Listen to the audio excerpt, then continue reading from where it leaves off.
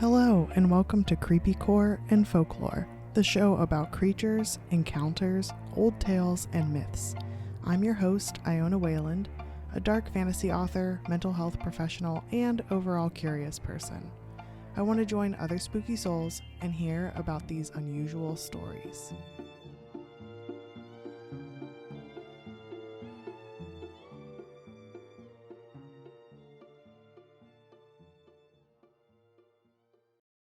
Hello, spooky soul. Thanks so much for stopping in to listen to some folkloric tales. Today is a very special day, and it's episode 47, and I'm going to talk about a couple different things here. First and foremost, happy Juneteenth, Emancipation or Jubilee Day, if you haven't heard of it. In my opinion, it's the true Independence Day. And it all started back in June 19th of 1865. This is just like quick history for you. Union soldiers arrived at Galveston, Texas, and declared that slavery was abolished. So this is the true Freedom Day. I think it was just last year that it was finally considered a national holiday. But I do think it's really important to celebrate freedom of all peoples, no matter the background, because I don't think we're fully free until everybody is. Typically, this is celebrated like in a big way with lots of food and singing and dancing and praising. And I just think it's a really cool holiday that really deserves to have like its own celebration and recognition. So I'm glad that the US is finally doing that. But this is also the date of the very first Father's Day celebration in 1910. So I was super surprised that it was actually after Mother's Day that this was first celebrated. Usually we kind of see things the other way around, where there'll be a holiday or it'll be given to the cis male section of the population. But I was really surprised that this was one of the first times where Mother's Day was first, and then Father's Day followed suit. Like, I think it was 58 years afterward. Yeah, it was actually after Mother's Day was first celebrated. It became the official holiday under President Woodrow Wilson that it would occur on, he made it occur on Sunday, June 18th, like just yesterday in the US was Father's Day. And just like I talked about for the Mother's Day episode, I have lots of complicated emotions about this. Not only do I know that there can be a lot of like father wounds in a person, and it can be difficult to identify who our own fathers are at times, depending on your background. But also being a dad or being a father is a whole other thing too. And it can include children, it can include adults, it can include animals, plants, even. Like, there are so many things to like father and protect is what I think of. And that can include people that are in charge of making sure a little human, whether in real life, of their own offspring or even within themselves, are taken care of. I definitely went more in depth during the Mother's Day episode about all the different possibilities, and Father's Day is one of those tough holidays for me too. So I've specifically been taking my complicated emotions about it and like just really taking in all the different ways someone can be a father figure or a support system, either in my own life, in your life, or to be in others' lives. And I've just been focusing on that. So celebrate if you'd like in whatever way you feel is best for you. I know I'm going to really just like, I'm just like, this is so cheesy, but I'm like really in love with my husband. And I really love spending time with him. And he's like a really great guy. And he's like a wonderful dad. And I think what I'm going to do is highly encourage him to make quiche because I really like his quiche recipe. And I don't know, like maybe we can have some outside time with the babo. She's been like really obsessed with, I'm going to have to whisper it so she doesn't hear me. She's been really obsessed with bubbles lately. Okay, she didn't hear me. She loves bubbles. She's like obsessed, and she thinks, I feel like she's like this is her magnum opus of like, if she can just figure out how they're made and why they're rainbow and like how they float and how you can get them to not pop, like she will discover all of life's mysteries. But maybe we can have some outside time with her, and that would be really great. Maybe go on a spooky stroll or something. We actually got her this like bubble blower gun that like is automatic instead of having to like pump it up or dip it in and stuff. She's so little still, like she's only, at the time of me recording it, she's almost 16 months old, which I don't know how to do months, but she's a little over a year old, and so she can't quite like figure all those things out. And so if she can just push a button and then she sprints around and like builds bubble towers and stuff with it, it's really, really cute to see, and it's a lot of fun. But I thought that it might be fun to talk about some father folklore today, just to kind of like get into it, see where they pop up. It started with, well, my mind originally went to Odin, especially because he's called the All-Father. He's from Norse mythology. So this one article calls him the, quote, one-eyed god of war, end quote. And he was also considered like a berserker, or like father of a berserker, or of berserkers, and kind of like fueled their energy. I had always heard the term berserker. I did not know what it meant until I read this article. It seems like they're these unarmored warriors who like rushed into war and who felt no pain during battle, and they had like mass casualty ratings and stuff like that. And I don't know why I'm talking about this like as if it's a video game, but it's just like they would be these unstoppable brute forces that didn't feel the intensities of war in the moment. They would berserk out and they would just like be able to rush into battle. Something I thought that was interesting about Odin, because this is something that I just don't hear very often about fathers in general, like a part of the general population, let alone a god of all gods type of situation, or an all-father situation.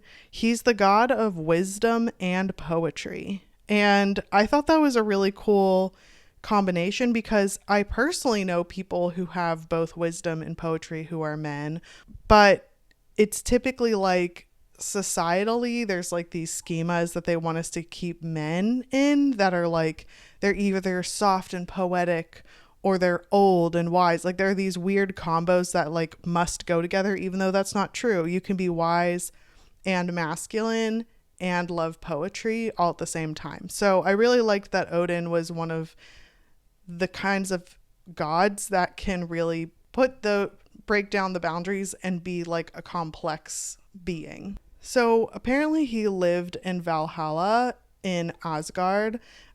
He'd reward brave souls and heroes of war by feasting with them at the table. His method of battling, he would use a spear. That was his weapon of choice. And he rode on an 8-legged horse named Sleipnir. He would like hoist his spear over the side of the war or the battle that he wanted to win. And then he'd send the Valkyries, who are very interesting to me. I'm going to have to do another episode on just the Valkyries, but they're these incredible like warrior women, to go down and aid the soldiers. And as they chose, and to their discretion, they would choose who would live and who would die. And the warriors who died were revered in Valhalla. Odin is considered not just a wise god, but the wisest of gods.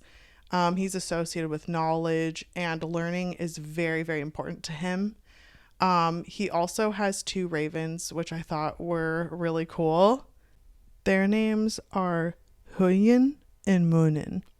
And I don't know if I said them correctly, but it's really neat because they would actually tell him what they saw as they flew overhead, whether it was in battles or whether it was while they were taking in information from other gods and goddesses or deities. It's really interesting to see that, like how the whole like watchfulness and overseer and eye imagery comes into place, and also like this symbolism of what the eye means and how much information it holds. And you'll see what I'm talking about in this next little snippet about him. But it said that he got his greatest wisdom from Mumir. That is another name where I can't quite find. First of all, Google keeps telling me that I mean to write murmur and I do not. And then I'm like, no, it's like this creature of wisdom. And they're like, no. So I don't know, but it's spelled Mumir. But this ancient being guarded a well of all knowledge. Also, just to be an annoying author real quick, I have celestial wells in my sequel that will eventually come out. I realized after critiquing that I need to completely rehaul it, so bear with me here. But I love the idea of a well. And then this is just me going into a caveat about my wells real quick, my fictional wells. I tried to switch how, I don't know if you remember from or had a chance to listen to the angel episode, the angel accuracy episode where I talked about biblically accurate angel depictions, but it was talking about like the difference between celestial, terrestrial, and subterrestrial beings and like deities and angels and things like that. And I wanted to kind of flip it. And so I have like the celestial well, which means that it would normally be something that you'd see in like the night sky, but I put it underground, like in an aquifer type of situation or underground spring. Anyway, that's my side note. Now I'm going back to Odin. I swear I'll stop talking about my sequel eventually. Actually, I don't promise anything. I'm sorry I even led you to believe that. So this Mumir guy was refused to tell, was like the guardian of this well and this knowledge, and he refused to tell Odin this ancient wisdom until he gave something of value in return. And what Odin did was he plucked out his eye and dropped it into the well. And then Mumir was satisfied with his offering and knew it was like an equal offering. And he was allowed to drink a cup of the knowledge, which there's just so much symbolism here. Eyes being all seeing, being all knowing, and you have to basically give up one to have the other. Not saying that if someone has one eye, they can't see everything, because that's like not true. But it's just like symbolism wise, I think it's very interesting. Especially with like the whole like overseeing battles and those types of things behind Odin. I just thought that was like a really interesting process to go through, and why it was considered a worthy enough sacrifice for knowledge. Something else that I thought was interesting, this is pretty much unrelated other than like word usage wise. Wednesday comes from Woden's Day, aka Odin's Day, which I thought was pretty cool. So that's another side fun fact. But apparently he's called the All-Father because he was the father of Aesir, a race of gods in Norse mythology. And these types of race are what Thor and Balder were. And he's also a father figure to Loki. So I thought that was, even though there's whole other things when it comes to like Loki and how he was treated and all these things. But that aside, I do like that there are non-blood related father figures, because those are so valid, and those can even be better or healthier or more protective than what you are born into. And everyone has a certain time in their life where they need to choose their own family. Even if you come from like a really securely attached, really supportive and loving and unconditionally loving, wonderful family, at some point people have to choose their own connections and who they want to associate with and who they want to build their family around. And I don't even mean if someone doesn't want to have kids, that's totally fine. But I just mean like their family as in who they associate with and who they consider their family as like an adult human person. And you know what? I include animals in that too. That's a decision that people can make as they become adults. And I don't think that's really shown a lot. It's kind of only reserved for like broken families or people who come from broken families, which like, I'm no stranger to that. But that they're the ones, like the onus is all on them to create their own family. And honestly, that's like a rite of passage to become an adult anyway. Like at some point you're going to have to choose your own family. And so I do really love when these father figures of chosen family or adoptive families are shown, because they are just as valid, and sometimes they have another, not, I don't want to say closer relationship, but definitely like a different relationship in that person's heart. So that's kind of me wrapping up everything on Odin specifically. Hello and thank you for listening. I am so excited to say that I now have a Patreon that you can go to. I'll make sure I include the information in the show notes. But I have multiple tiers you can choose from: $1, $3, and $5 tiers. The $1 Spooky Soul tier gives you access to an online Discord community that is filled with fellow spooky souls. If you want to talk about creepy, cozy things, you might be interested in that. The $2 Cryptid Creature tier lets you have that online community, as well as giving you early access to episodes, bonus content, and secret bonus content. And the $5 Kachoo Cuddler tier, named after my fluffy squish-faced kitty, lets you have that online community, early access to episodes, and the bonus material. But it also lets you suggest future episodes, and I'll shout out your name during each episode. Thank you so much for your listenership and support, and I can't wait to talk to you more soon. I was really curious to see what other father figures are out there, because whenever I did the mother episode, there were all these like, you know, Mother Earth, and then I had this whole Earth Mother episode even before that all about Pachamama and things like that. Of course, Gaia. There's all sorts of mother figures out there, but something that was really odd to me was that there kind of aren't a lot of like good dads, like good sky daddies out there that are like loving and nurturing and want the best for their offspring. And it's funny because there's this author of the other article, and I, of course, will include all the articles in the show notes if you're curious to learn more, because I'm just like briefly going over them. But if you want to see them for yourself, it's the one by Caitlin Beavis, and she has an article called, quote, Epic Dads, where, end quote, where like they talk about fathers from Greek mythology specifically. And they also sell Father's Day cards that are like really specific and hilarious. They're really funny. So like the examples that were on this article, I think they have more than this, but it says like, quote, you're a better dad than Zeus, in parentheses, not that it's hard, end quote. Another one says, thanks for not feeding me to the Olympian gods. Another one says, thanks for not eating me when I was a baby. Because it's like weird. That happens so much in folklore and mythology. And then the last one that was an example was, thanks for not throwing me down Mount Olympus. And it's like the standards are very low right now. But she mentions how there's lots of, quote, epic dads, end quote, that kept trying to like eat their children and or abuse or neglect them. So she came up with a list of like god dads that were somewhat decent, but keep in mind, and she says that her writing, like her voice and humor really comes through her writing. It was just really funny because like she's like, the bar is in hell basically, but these are people that somewhat cared about their offspring. I was like, what a disclaimer. I just thought it was really funny. So one of the ones she listed was Poseidon.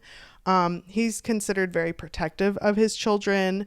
And he has monster and human children, which I thought was really interesting. And he's also like the father, but not like procreation wise father, more like creator of all horses. So I'm a total cowboy, so I had to include him.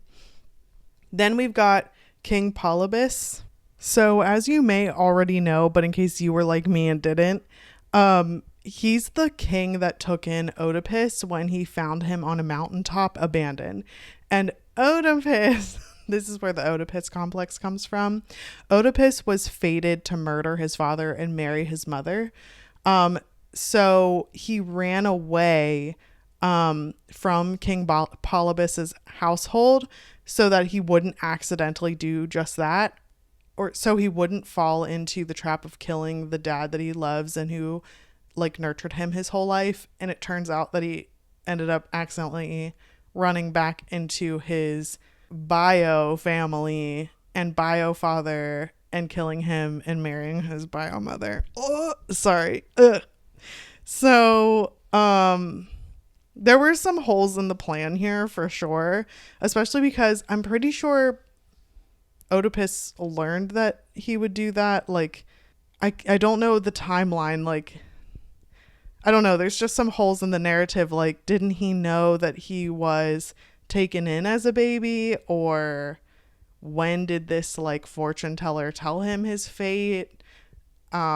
And I know that his bio mom and dad knew about it, or they wouldn't have abandoned him on a mountaintop. So I'm not sure. But so take this with a huge grain of salt, because I'm doing a horrible job describing it because I'm really not familiar with the Oedipus story. But King Polybus was a wonderful father to him and was very unconditionally loving, to the point where, which I know the standards are low here, but to the point where Oedipus didn't want to kill him. So that's pretty good. And then lastly, I see Daedalus, who's the father of Icarus. And he was the one who warned Icarus not to fly too close to the sun. And he was very devastated when he lost his son. When ultimately he did fly too close and he plummeted to his death.